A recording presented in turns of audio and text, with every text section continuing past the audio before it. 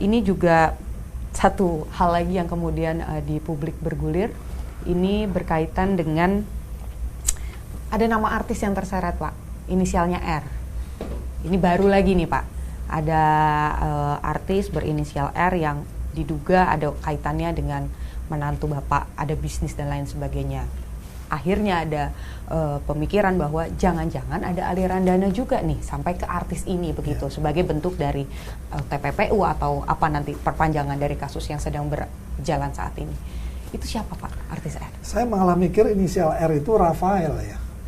Tapi karena memang saya nggak kenal dengan artis satupun, saya nggak punya koneksi dengan artis manapun, jadi silahkan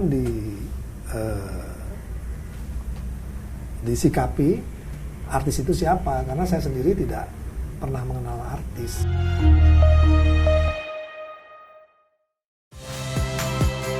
Saya Nitya Anissa, saksikan program-program Kompas TV melalui siaran digital, pay TV, dan media streaming lainnya.